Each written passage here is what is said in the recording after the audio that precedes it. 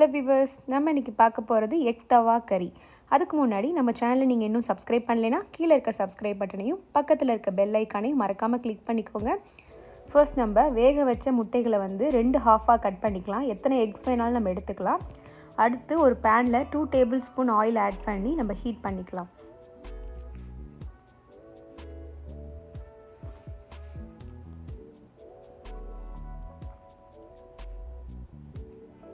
Oil heat ஆனோடனே கொஞ்சமாக ஜீரகம், ஒரு 1/2 டீஸ்பூன் அளவுக்கு ஜீரகம், 1/2 டீஸ்பூன் மஞ்சள் தூள்,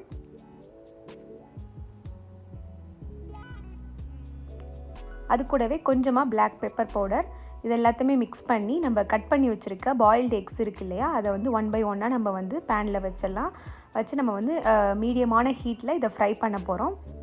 2 சைடும் ஃபஸ்ட்டு 1 சைடு ஃப்ரை ஆனோடனே நம்ம வந்து ஒரு 5 மினிட்ஸ் 1 சைடு ஃப்ரை ஆனோடனே நம்ம அடுத்த சைடு திருப்பி போட்டு அது ஒரு 5 மினிட்ஸ் ஃப்ரை பண்ண போகிறோம். ஸோ ஒரு மீடியமான ஹீட்டில் ஃப்ரை பண்ணிக்கலாம். மேலே வந்து நீங்கள் ப்ளைன் சில்லி பவுடர் லைட்டாக தூவிக்கோங்க.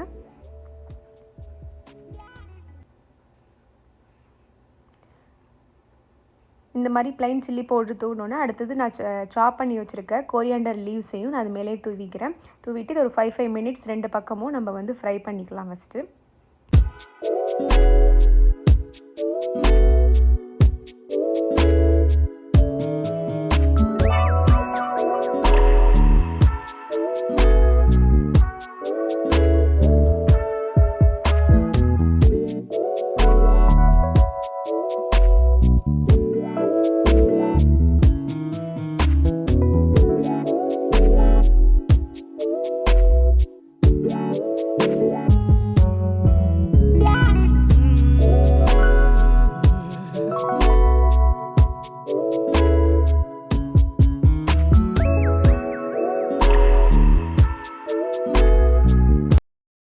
இப்போ 2 பக்கமும் ஓரளவுக்கு ஃப்ரை ஆகிடுச்சு. இதை வந்து நம்ம ஒரு பிளேட்டுக்கு மாற்றிடலாம்.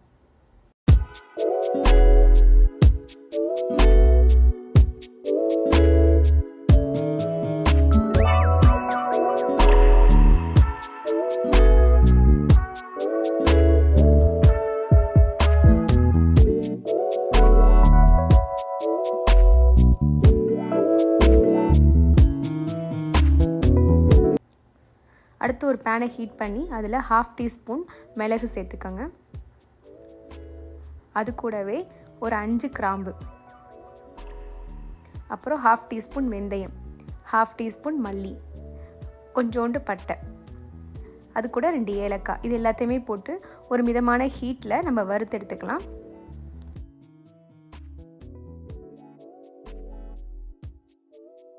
ஸ்பைசஸை மிக்ஸி ஜாரில் மாற்றிட்டு இதை அந்த பக்கம் வச்சுட்டு நம்ம அடுப்பை ஆன் பண்ணி ஒரு பேனை ஹீட் பண்ணிக்கலாம். அதில் ஒரு 1/2 ஸ்பூன் அளவுக்கு நெய் சேர்த்துக்கலாம். நெய் மெல்ட் ஆனோன்னே அரிஞ்சு வச்சுருக்க பெரிய வெங்காயத்தை அது கூடவே சேர்த்துக்கலாம்.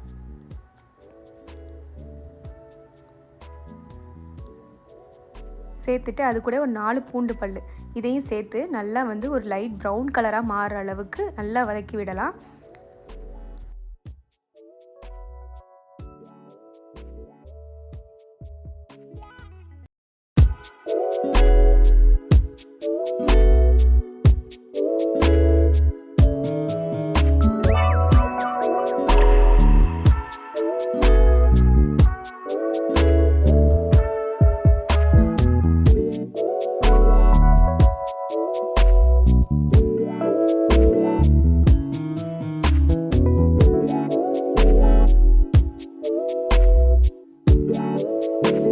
வெங்காயம் பூண்டு வதங்கினோன்னே அதையும் அந்த மிக்ஸி ஜாரில் மாற்றி வச்சுக்கலாம்.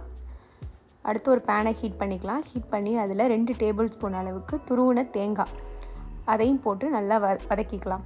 மீடியமான ஹீட்லேயே வச்சு எண்ணெயெல்லாம் ஊற்ற வேண்டாம். நார்மலாக அந்த பேனை ஹீட் பண்ணி அதிலே நம்ம வதக்கிக்கலாம்.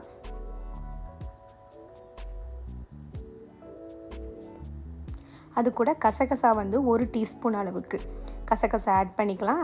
அதையும் ஆட் பண்ணி நல்லா வதக்கி விட்டுக்கலாம்.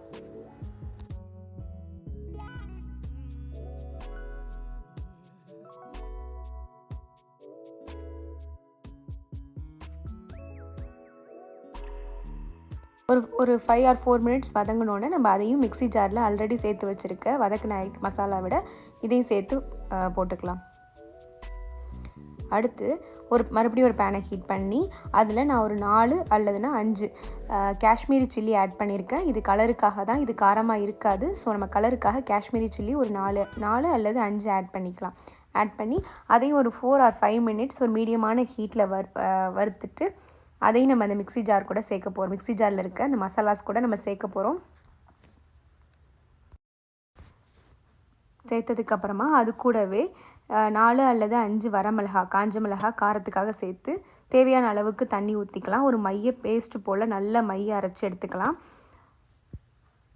ஆல்ரெடி நம்ம எக்கு ஃப்ரை பண்ண பேன் இருக்கு இல்லையா, அந்த ஆயில் அதிலேயே பேலன்ஸ் இருக்க அரிஞ்ச பெரிய வெங்காயத்தையும் சேர்த்து நல்லா வதக்கி விட்டுக்கலாம். அது கூடவே நல்ல பொடியாக நறுக்கின பூண்டு அதையும் சேர்த்து நல்லா வதக்கி விட்டு நல்ல ப்ரௌன் கலராக மாறுற அளவுக்கு, ரொம்ப ப்ரௌன் வேண்டாம், தீஞ்சிர வேண்டாம், இதோட கலர் நிறம் மாறி லைட் ப்ரௌனாக மாறுற வரைக்கும் வதக்கி விட்டுக்கலாம் மீடியமான ஹீட்டில். இப்போ மசாலாவுக்கு தேவையான அளவுக்கு உப்பு சேர்த்துக்கோங்க. அது கூடவே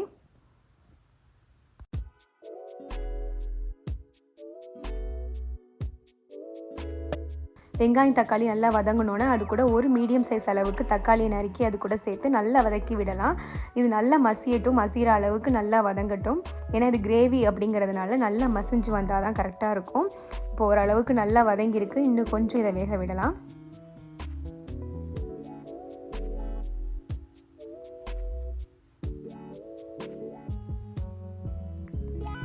இப்போ வதங்கியிருக்கல, இந்த அளவுக்கு நம்ம அரைச்சி வச்சுருக்க மசாலாவை இது கூட சேர்த்துக்கலாம். ஆல்ரெடி ஒரு மைய பேஸ்ட் போல் அரைச்சி வச்சுருந்தோம்ல, அந்த மசாலாவை இது கூட சேர்த்துட்டு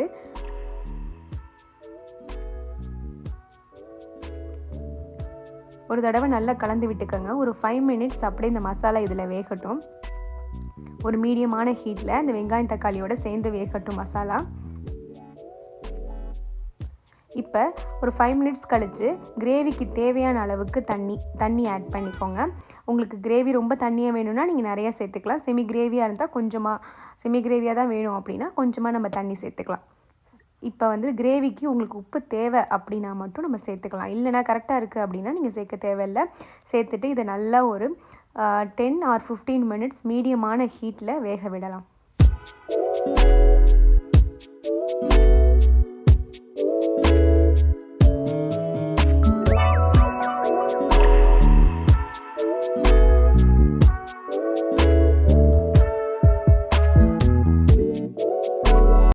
பத்து நிமிஷம் கழித்து பச்சை வாடை லைட்டாக போனோன்னே நம்ம ஆல்ரெடி வறுத்து வச்சுருக்க எக் இருக்கு இல்லையா, அதையும் இந்த மசாலாவில் சேர்த்துடலாம். சேர்த்துட்டு நல்லா மூடி போட்டு ஒரு 15 நிமிஷம் மீடியமான ஹீட்டில் நல்லா அந்த மசாலாவும் முட்டையும் சேர்ந்து வேக விடலாம்.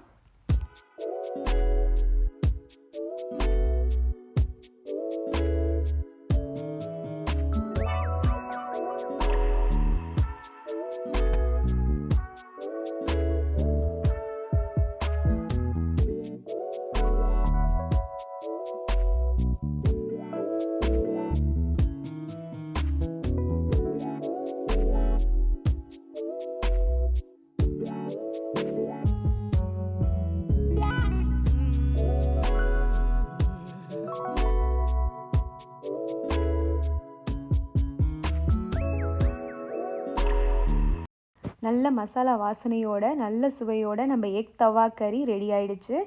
இதை சப்பாத்தி கூட, தோசை கூட, இட்லி கூட, அப்புறம் நான் கூட, வெரைட்டி ரைஸஸ் கூடலாம் நீங்கள் மேட்ச் பண்ணி சாப்பிட்லாம். ரொம்ப சூப்பராக இருக்கும்.